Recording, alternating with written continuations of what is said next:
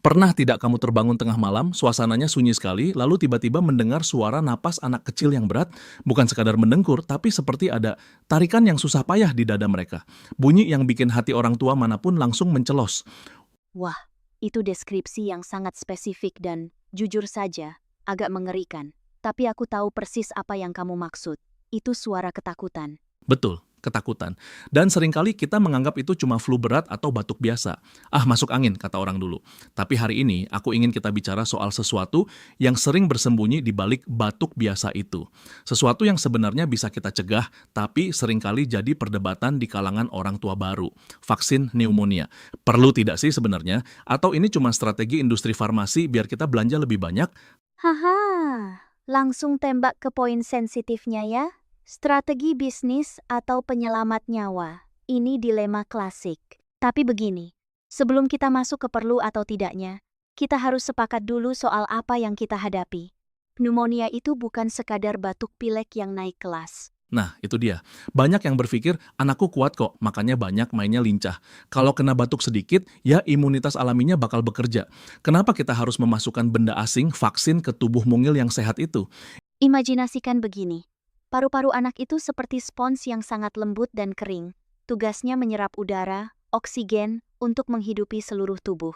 Pneumonia itu ibarat kamu menyiram spons itu dengan cairan kental nanah dan lendir sampai spons itu tidak bisa lagi menyerap udara. Anak bukan sekadar batuk. Mereka sebenarnya sedang tenggelam. Tenggelam di daratan, karena paru-parunya penuh cairan. Tenggelam di daratan, itu metafora yang menakutkan sekali. Memang harus menakutkan, karena data tidak berbohong.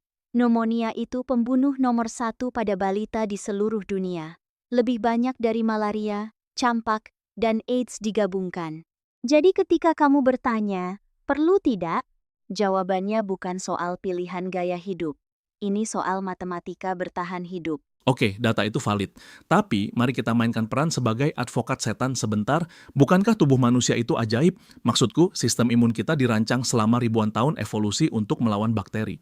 Kenapa kita tidak membiarkan anak terpapar secara alami supaya tubuhnya belajar melawan sendiri? Bukankah itu cara kerja alam?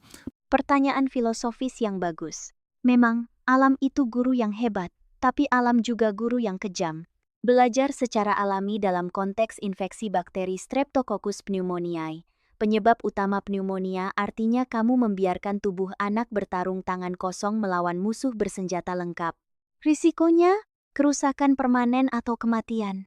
Vaksin itu ibarat kita memberikan cetak biru senjata musuh ke sistem imun anak sebelum perang dimulai. Jadi saat musuh asli datang, tentara imun sudah siap dengan strategi jitu. Kenapa harus menunggu perang sungguhan kalau kita bisa latihan simulasi? Jadi vaksin itu simulasinya? Tepat sekali. Simulasi yang aman, tanpa risiko paru-paru rusak, tanpa risiko masuk ICU. Dan ada satu hal lagi yang orang sering lupa, bakteri pneumococcus ini licik. Dia tidak cuma menyerang paru-paru, Oh ya, dia jalan-jalan kemana lagi? dia bisa masuk ke darah, menyebabkan sepsis. Dia bisa naik ke selaput otak, menyebabkan meningitis. Tahu kan meningitis? Kalaupun selamat, seringkali meninggalkan kecacatan permanen seperti tuli atau gangguan perkembangan. Jadi ketika kita bicara vaksin pneumonia, atau sering disebut vaksin PCV, kita tidak sedang bicara soal mencegah batuk saja. Kita sedang mencegah infeksi invasif yang bisa merenggut masa depan anak dalam hitungan jam. Dalam hitungan jam, secepat itu? Sangat cepat. Pagi demam tinggi, sore bisa kejang, malam bisa kritis. Bakteri ini tidak main-main. Oke, itu terdengar sangat serius, tapi mari kita bicara realita di lapangan. Aku sering dengar keluhan orang tua, vaksin PCV itu mahal sekali. Dulu, sebelum masuk program pemerintah di beberapa negara, harganya bisa bikin dompet menangis. Apakah sebanding investasi jutaan rupiah ini dengan risiko yang mungkin tidak akan terjadi? Ini menarik. Kita sering tidak keberatan beli asuransi mobil kan? Atau beli casing HP yang mahal supaya layarnya tidak pecah kalau jatuh, padahal belum tentu HP-nya jatuh. Vaksin adalah asuransi biologis. Nilainya tidak bisa diukur saat anak sehat, tapi baru terasa murahnya ketika kita melihat anak lain di ruang isolasi rumah sakit, berjuang dengan selang ventilator, sementara anak kita aman bermain di rumah. Berapa harga yang pantas untuk sebuah ketenangan pikiran? Ketenangan pikiran itu mahal, setuju. Tapi ada juga orang tua yang khawatir soal efek sampingnya.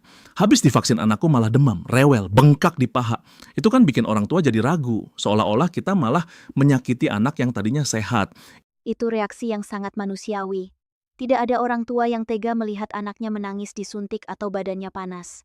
Tapi kita harus bisa membedakan antara reaksi dan komplikasi. Demam, bengkak, rewel itu adalah tanda bahwa sistem imun sedang bekerja. Itu tanda bahwa latihan perangnya sedang berlangsung. Itu tidak nyaman ya, tapi bandingkan ketidaknyamanan 24 jam itu dengan penderitaan berminggu-minggu di rumah sakit akibat pneumonia berat. Jadi demam itu sebenarnya kabar baik. Dalam konteks vaksinasi ya, itu sinyal bahwa tubuh sedang membangun benteng pertahanan. Menarik. Sekarang mari kita gali lebih dalam lagi. Ada anggapan bahwa kalau lingkungan rumah bersih, makan organik, tidak merokok, anak tidak akan kena pneumonia. Bahwa pneumonia itu penyakit kemiskinan atau penyakit lingkungan kotor. Benar begitu? Itu mitos yang berbahaya. Memang, polusi udara dan asap rokok memperburuk risiko, tapi bakteri pneumococcus itu ada di mana-mana.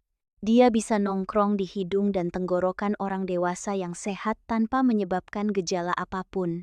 Kita menyebutnya carrier. Kamu bisa saja pulang kerja, merasa sehat walafiat, lalu mencium bayimu, dan tanpa sadar mentransfer bakteri itu ke dia. Wah, tunggu dulu. Jadi aku bisa jadi pembawanya tanpa aku sakit. Sangat bisa. Itulah kenapa vaksinasi anak itu bukan cuma soal melindungi si anak dari lingkungan kotor, tapi melindungi mereka dari orang-orang terdekat yang tanpa sadar membawa ancaman. Dan sebaliknya, ketika anak divaksin, dia tidak menjadi carrier. Artinya, dia juga melindungi kakek neneknya di rumah yang mungkin sistem imunnya sudah lemah. Ini poin yang sering terlewat ya. Kita pikir vaksin itu urusan pribadi, padahal itu urusan komunal. Ada aspek altruisme di situ. Betul, namanya herd immunity atau kekebalan kelompok. Vaksinasi satu anak adalah tindakan cinta untuk satu keluarga, bahkan satu lingkungan. Tapi B, kalau vaksin ini begitu krusial, kenapa masih ada narasi anti-sains yang begitu kuat menolaknya? Apa yang salah dengan komunikasi kita? Apakah karena bahasanya terlalu medis? Mungkin karena kita terlalu fokus pada data dan melupakan emosi. Orang tua yang menolak vaksin seringkali bukan karena mereka jahat, tapi karena mereka takut. Mereka dibanjiri informasi yang salah, hoax yang menakutkan, dan cerita anekdot yang belum tentu benar. Tugas kita bukan menghakimi ketakutan mereka, tapi menggantinya dengan pemahaman yang lebih kuat. Kita harus berhenti menakut-nakuti dengan kematian dan mulai berbicara tentang kehidupan. Vaksinasi adalah tentang membiarkan anak-anak tumbuh maksimal, bermain bola, belajar piano, tanpa terpotong masa kecilnya oleh penyakit yang bisa dicegah. Membiarkan anak tumbuh maksimal. Aku suka kalimat itu. Jadi ini bukan soal menyuntikkan obat, tapi soal memberi mereka tiket VIP untuk masa depan yang sehat. Persis. Coba bayangkan paru-paru anak itu seperti balon yang belum sepenuhnya mengembang. Setiap kali kena infeksi berat seperti pneumonia, elastisitas balon itu bisa berkurang. Jaringan parut bisa terbentuk.